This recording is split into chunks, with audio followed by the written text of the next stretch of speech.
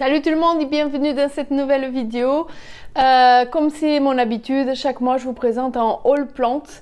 Il va falloir que j'arrête au bout d'un moment parce que là c'est plus possible. Donc là on est sous le haul plante du mois de septembre. Je vais vous présenter mes achats, peut-être un petit peu moins un nombre que d'habitude parce qu'il y en a une qui a flingué mon budget, mais je tenais vraiment à la voir. Mais bon, c'est toujours un plaisir pour les yeux de les voir, surtout dans la collection. Donc c'est parti. Donc je vais commencer par la première. Désolée, je suis encore assise par terre, comme d'habitude, mais c'est l'endroit le plus lumineux de la maison et où je suis bien entourée en plus. Alors, je vais commencer par vous montrer une. Désolée, elle a eu un petit coup de soif. C'est vrai qu'elle est dans ma chambre et là-haut, j'ai tendance à les oublier un petit peu parfois. Et quand j'y pense, c'est souvent le soir, et le soir, il faut éviter de les arroser. Et là, j'ai fait l'erreur de la mettre dans un pot en terre cuite, à me dire que oui, comme ça, il n'y a pas des excès, mais j'ai toujours pas compris de la leçon, hein, mais les plantes, quand elles sont jeunes, elles ont besoin davantage d'eau, et du coup, j'aurais dû la laisser un pot en plastique, mais j'avais peur, parce que vu qu'on approche l'hiver, d'avoir des excès d'eau. Vu que c'est une pièce où j'oublie de l'arroser et qu'il fait un petit peu plus chaud qu'ici en bas, donc il va falloir que je la retransfère sur un pot en plastique et comme ça, elle tiendra beaucoup plus longtemps avec de l'humidité dans le terreau. Mais je tenais à vous la montrer quand même. Je suis pas une grande fan de ficus, j'ai eu une mauvaise histoire avec un benjamina il y a quelques années et je retentais le benjamina, je l'ai reperdu et j'ai retenté sur le tineke que lui il tient, voilà, il grandit pas davantage mais il tient, déjà c'est ça.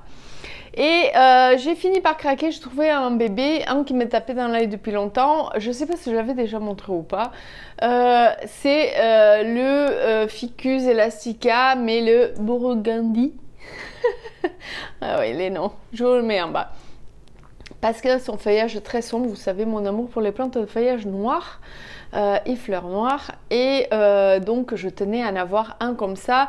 Le Ficus elastica vert basique, on trouve très facilement, mais je tenais à avoir celui-là, et donc j'ai trouvé un petit bébé dans une de mes jardineries préférées, et donc voilà, je l'ai pris. Ça c'est une feuille qui a ouvert avant après l'arrivée à la maison.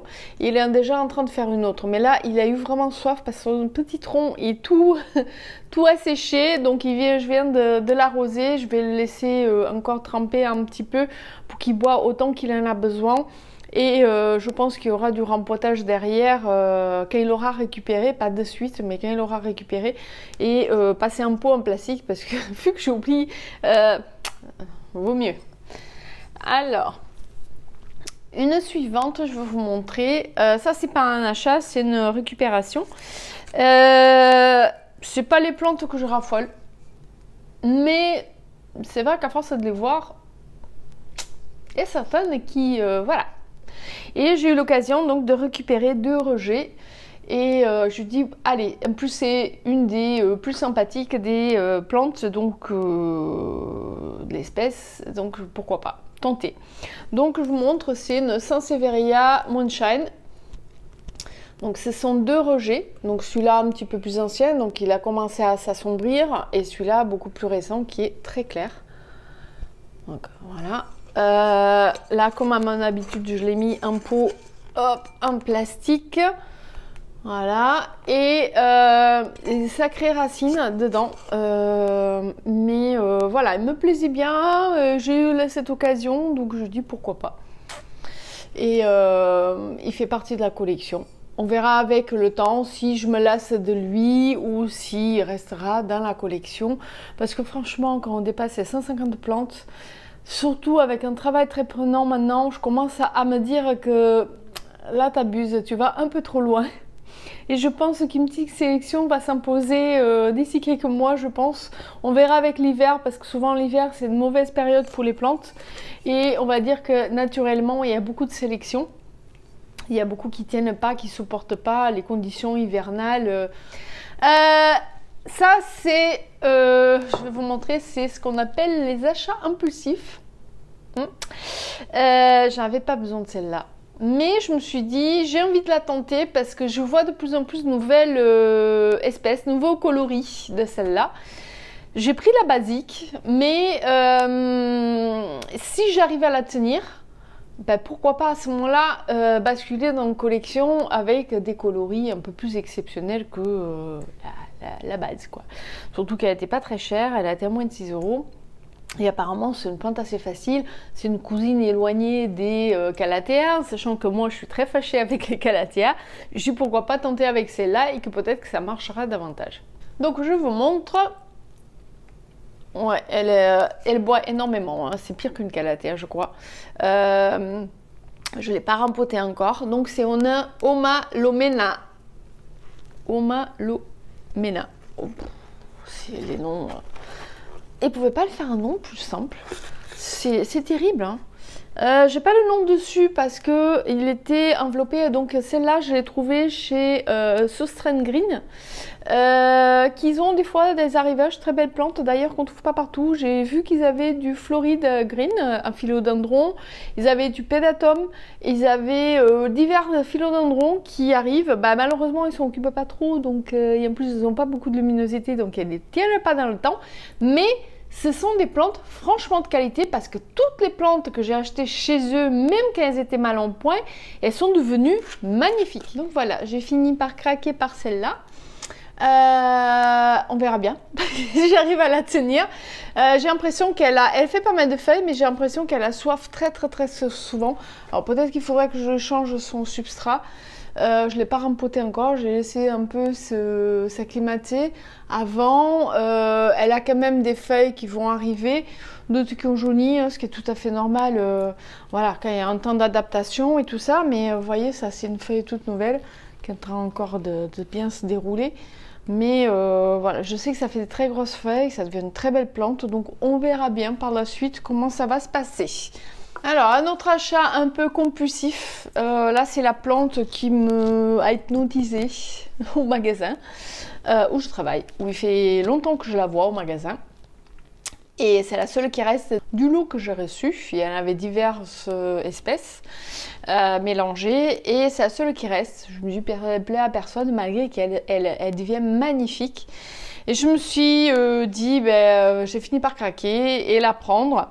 Parce qu'elle m'a envoûtée. Donc c'est la plante basique, un chlorophytum. Comme si j'avais passé. C'est le vert pas basique. Alors, elle a verdi, assez assombri. Mais en fait, je vais vous montrer chez ces petits sa couleur de base quand elle est jeune. Voilà. Ah, bah alors, tourne-toi. Allez, voilà. Alors, elle est légèrement jaune, blanc, vert même à l'intérieur avec le liseré vert foncé. Et donc, je vous ai montré, je vous ai amené mon tout premier chlorophytum que j'avais mis cet été dehors parce qu'il me faisait une gueule pas possible à l'intérieur. Donc ça, c'est le blanc. Liseré blanc et intérieur blanc, liseré vert foncé, pareil. Lui, c'est pareil, à l'extérieur, il est en fleurs. Voilà, il a triplé de taille, hein, tout simplement, triplé de taille. Et là, il y a les petits bébés aussi. Et en fait, c'est pas du tout, mais alors pas du tout le même, parce que vous voyez, lui, il garde son blanc, et lui, il a légèrement verdi, assombri au fur et à mesure qu'il grandit. Il assombrit l'intérieur de ses feuilles, mais quand il fait des petits, les petits, ils ont l'intérieur, voilà, qui est jaune. Donc voilà, là je les rentre à l'intérieur pour les... Vous voyez, je sais pas si on va voir une des feuilles plus anciennes, vous voyez, hop. Pour les mettre à l'abri, il me manque le tout vert qui est encore à l'extérieur. Lui était un peu moins joli, il a grossi quand même, mais il a un peu de mal. Donc ça me fait 3 chlorophytes la collection. Il faudrait que un jour j'arrive à voir leur nom parce que je sais qu'il y a des noms pour chaque espèce différents. Et il me manque au fait c'est celui qui est vert au milieu avec le liseré blanc et qui est un petit peu plus rare à trouver, j'ai l'impression. Je fais appel à vous.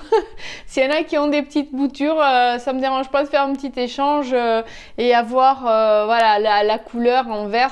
Alors, un autre que je vais vous montrer, ça c'est un petit bijou. J'ai tombé dessus vraiment par hasard. Et j'en voulais un, j'hésitais à en prendre sur internet et j'ai trouvé en particulier qu'il avait une bouture magnifique. Et il me manquait celui-là dans la collection. En fait, je l'avais eu avant, mais un baby, il avait un mal fou à pousser. Et j'ai l'impression que c'est encore une autre sorte que j'avais parce qu'il n'avait pas les feuilles velours comme celui-là. Et en fait, le liseré au milieu était beaucoup plus large. Donc là, je vous montre parce que vous êtes en train de le voir. Donc c'est le Syngonium Wendlani. Ouais, encore une fois, les noms et moi, ça fait 3. Et vous voyez, c'est une très très belle bouture. Pour le prix où je vois d'habitude sur internet, j'aurais eu la moitié de la plante. Là, vraiment, elle est magnifique. La photo était bien faite, donc rendait bien hommage à la plante. Je vais essayer de vous montrer de près. Voilà, c'est vraiment velours au toucher, c'est impressionnant, envoi très rapide, de très bonnes conditions. D'ailleurs, je vous mettrai dans les descriptifs de la vidéo, je vous mettrai le lien internet qu'il a ouvert pour dédié aux plantes, où je pense que vous trouverez certains de ces petits bijoux en vente très prochainement. Et franchement, c'est quelqu'un de très sérieux et qui s'occupe parfaitement de ses plantes, donc je fais un coucou au passage. Alors, une autre plante que je vais vous montrer, je vais rire, je mes poules qui font des courses-poursuites dans le jardin, c'est mourir de rire comme elles courent. Bref, c'est un moment gaguin, on fait des vidéos et on se laisse distraire parce qu'il se passe dehors. Et c'est un peu plus sombre parce que j'ai le temps qui tourne. D'un coup, ici, on a les 4 saisons dans la journée. Donc, vous voyez, tout à l'heure, il y avait du soleil. Et là, c'est à nuit presque, il fait nuit. Et tout à l'heure, on aura encore le soleil à nouveau. Voilà. Donc, je tenais à vous montrer une plante. Alors, elle a été achetée, je ne sais plus quand. Et j'avais complètement zappé de la mettre dans le haul et du mois correspondant. Et l'autre jour, je la regarde et je dis mince, mais à aucun moment je t'ai montré en vidéo, je crois pas. Je vais dû vous montrer un baby que j'avais trouvé dans un hypermarché, que j'ai toujours dans ma cuisine. Et je ne les avais pas montré celle-là. Je pense que c'est l'effet de savoir que j'en avais une et que je l'avais déjà montré et que du coup j'ai gardé cet effet dans la tête et j'ai complètement zappé de montrer celle-là. Mais en fait, elle vaut le coup d'être montrée par rapport à sa taille. C'est une plante que pas tout le monde aime, qui peut être très compliquée, comme si elle peut être très facile. Si elle est bien adaptée, qu'elle trouve sa place, c'est une plante qui devient magnifique, majestueuse. Donc je vais vous la prendre, elle est lourde. Ouais. En plus, je l'ai arrosée et elle a été dehors. Traitement cochenille, parce que le problème, c'est que quand ils attrapent les cochenilles, c'est très compliqué pour enlever. Parce que avec leur espèce de plastron là, qui se met autour, la base, c'est les parties, me semble, fertiles de la plante et les autres c'est les stériles et que du coup il se cache, les cochenilles farineuses se cachent en dessous et que du coup c'est très compliqué pour aller les chercher. Donc vu que le temps changeait un peu, la température était très humide, je l'ai laissé un peu dehors. Par contre, bêtise, au soleil, chose à ne pas faire, c'est une fougère et du coup j'ai des tiges qui ont un petit peu cramé. Ils n'ont pas du tout apprécié le soleil, mais bon, elle n'est pas perdue pour autant. Je vais vous montrer la bête. Voilà. Elle est à côté de moi. Alors, c'est une fougère corne d'élan.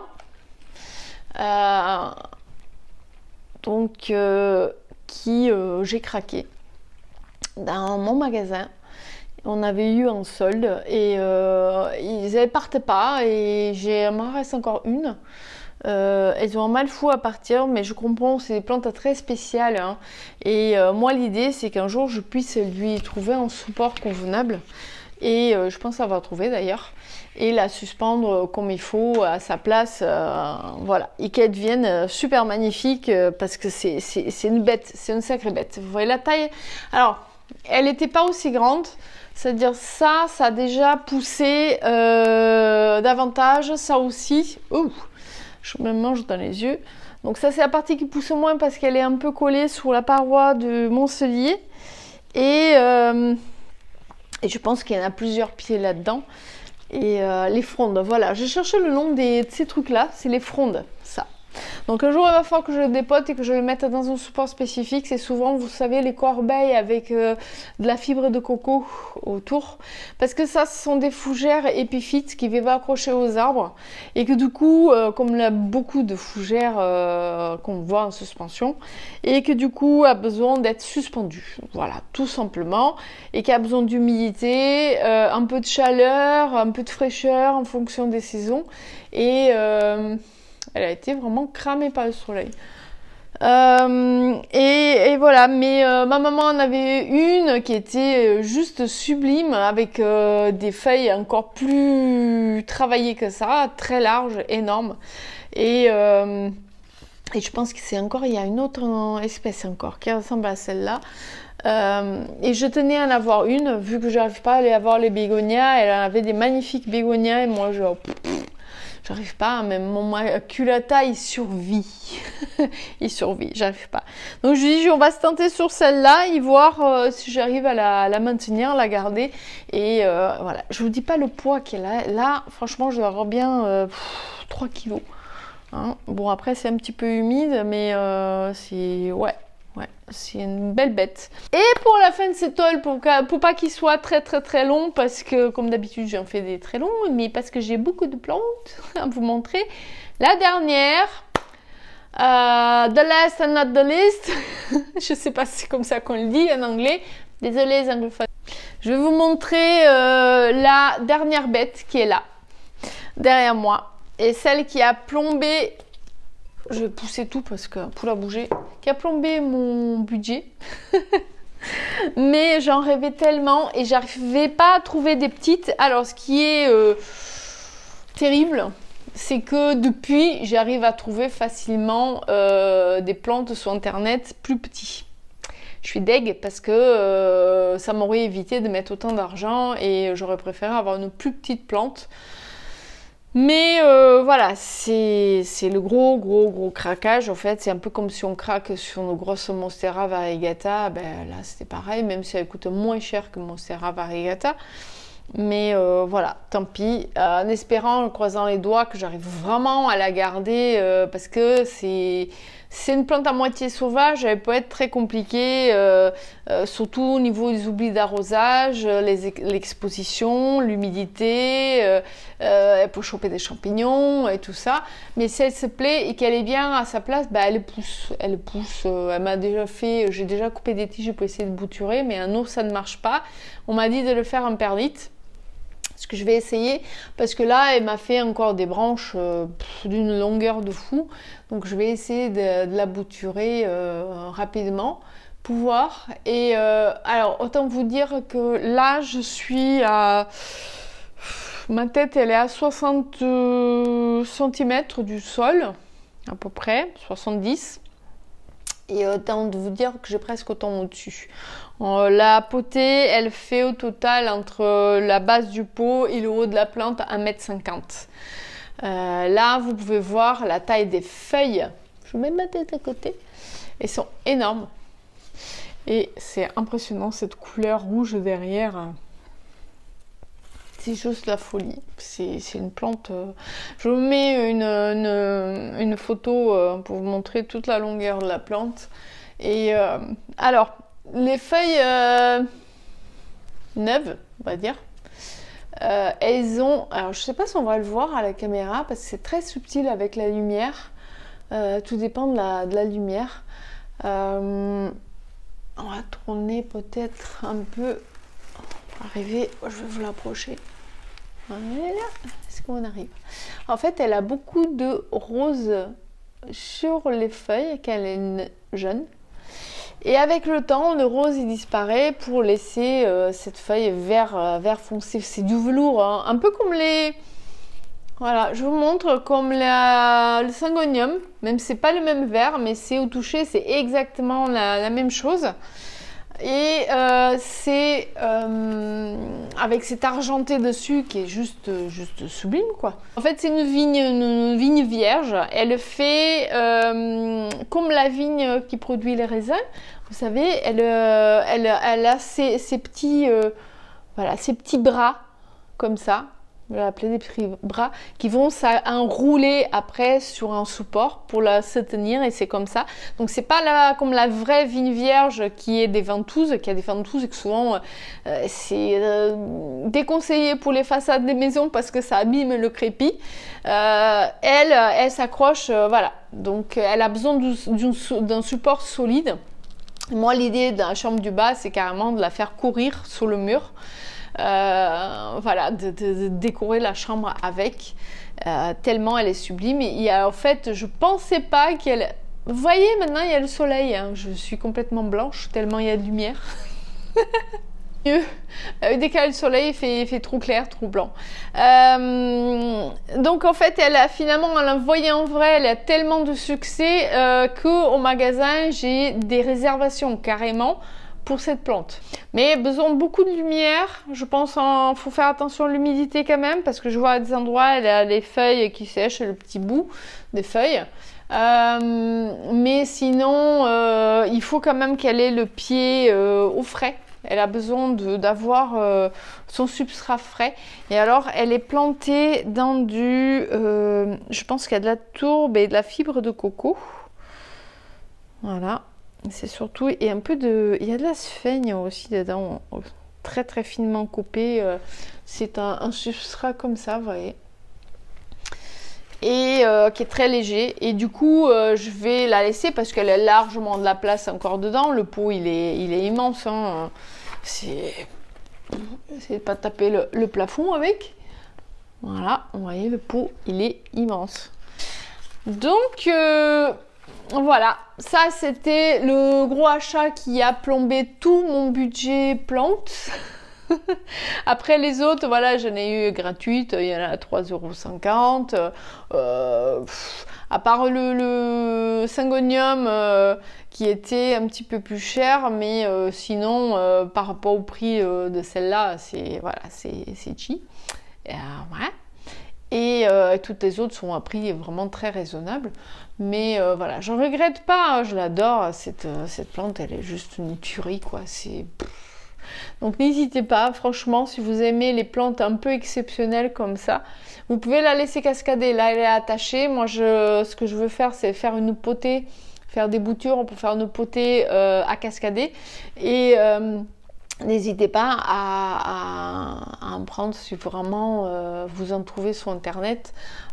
Ouais, j'ai la tige depuis tout à l'heure devant. Donc voilà, ce haul est terminé. J'espère que ça vous a plu. Encore quelques-unes pour pour ma collection. Ouais, j'ai largement dépassé les 150. Même s'il y a eu des pertes entre temps, mais j'ai largement dépensé ça. Et pour le mois prochain, donc mois d'octobre, il y en a déjà quelques bijoux de prévus aussi. Donc ça sera un haul encore à nouveau amusant. Donc voilà mes amis, je vous souhaite une très belle journée. Merci encore d'être là toujours fidèle au poste pour mes vidéos. J'espère que mes contenus vous plaisent toujours. En ce moment c'est plus des hauls qu'autre chose, mais j'ai effectivement pas trop le temps. Mais j'aimerais faire des vidéos un petit peu plus ciblées avec des choses, donc à voir, n'hésitez pas. Pensez à vous abonner, comme ça vous aurez les notifications des nouvelles vidéos que je sors. Voilà mes amis, je vous fais 1000 bisous, je vous dis à bientôt, bye.